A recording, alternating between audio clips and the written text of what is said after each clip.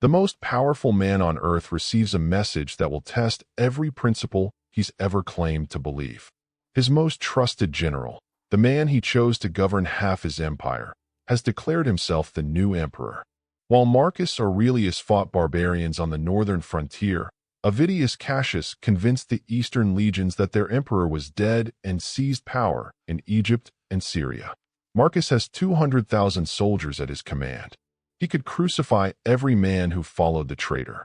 He could burn every city that supported the rebellion. Every advisor tells him to crush this betrayal with the full weight of Rome's fury. He does the opposite. And what he does instead will either make you sick to your stomach or change how you handle every betrayal for the rest of your life. You think you understand betrayal because someone broke your trust. But here's what the data actually shows about how we respond to betrayal. 89% of people who experience significant betrayal report increased anxiety, depression, and what psychologists call hypervigilance syndrome for an average of 3.2 years afterward. We become paranoid. We isolate. We build walls. But it gets worse. Dr. Jennifer Freyd's research at the University of Oregon found that betrayal trauma, when someone you depend on violates your trust, rewires your brain's threat detection system permanently. Your amygdala literally grows larger, constantly scanning for danger. Your prefrontal cortex, responsible for rational thinking, shrinks. You become less capable of trust and more reactive to perceived threats. History confirms this pattern with devastating clarity. When Julius Caesar was assassinated by men he trusted, Rome erupted in 13 years of civil war that killed over 1 million people. When King John was betrayed by his barons in 1215, he spent the rest of his short life plotting revenge until the stress literally killed him at age 49. When Stalin discovered his closest allies plotting against him in 1936, he executed 750,000 people in 2 years, including most of his own military leadership, weakening the Soviet Union just before World War II. The pattern is always the same. Betrayal triggers the ancient part of our brain that demands blood, and that demand for revenge destroys us more than the original wound ever could. If you're recognizing this pattern in your own life, hit that like button. It tells me you want more content that confronts these hard truths about human nature. Marcus Aurelius understood this trap because he had already written the antidote in his private journal years before Cassius ever betrayed him.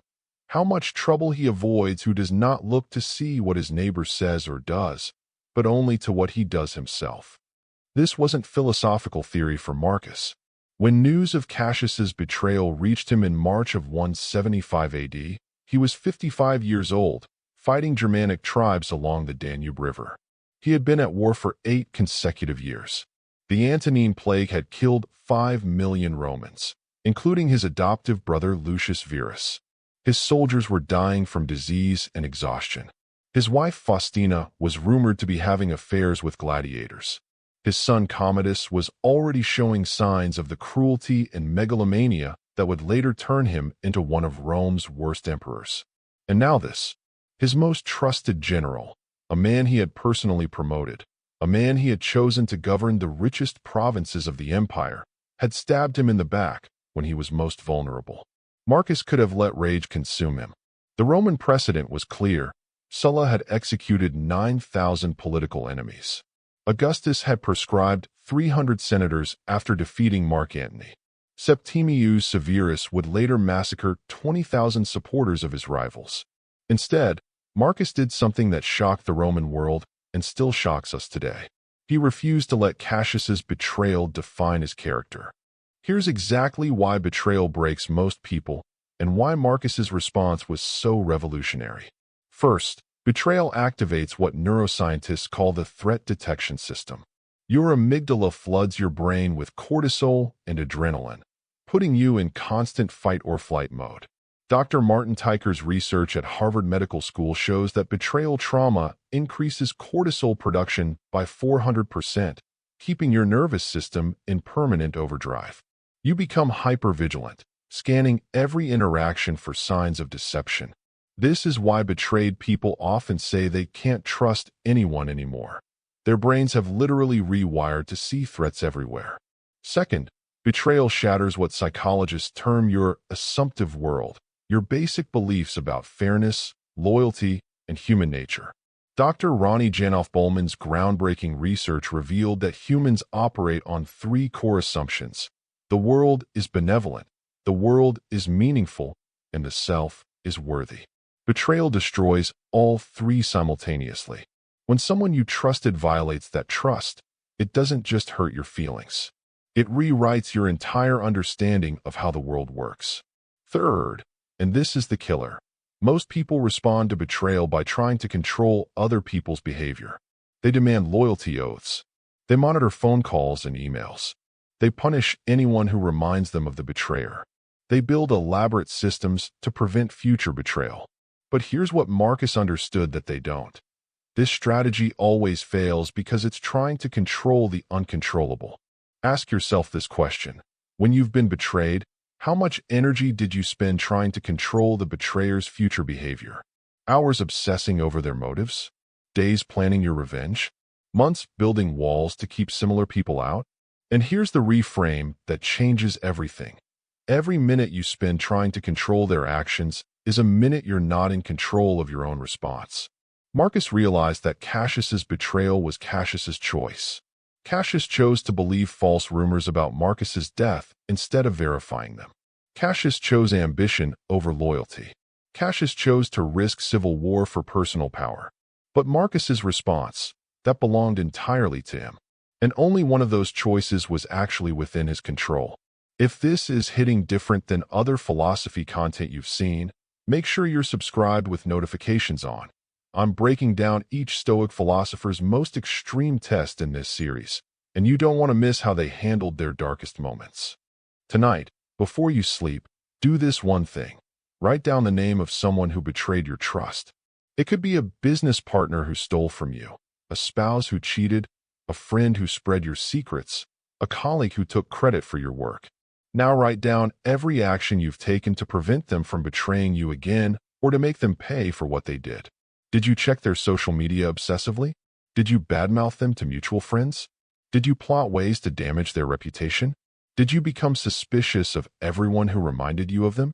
Did you build elaborate rules to test new people's loyalty? Look at that list.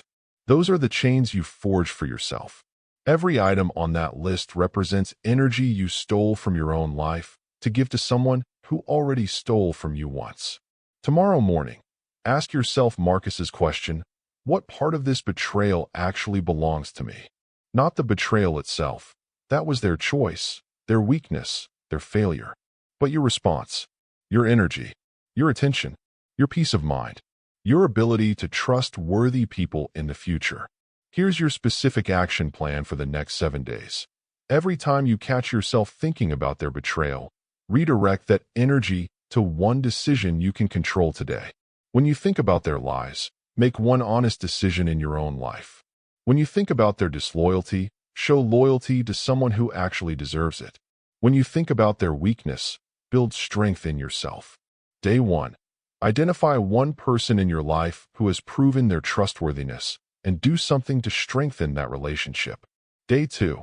Take one action toward a goal that the betrayal prevented you from pursuing. Day 3.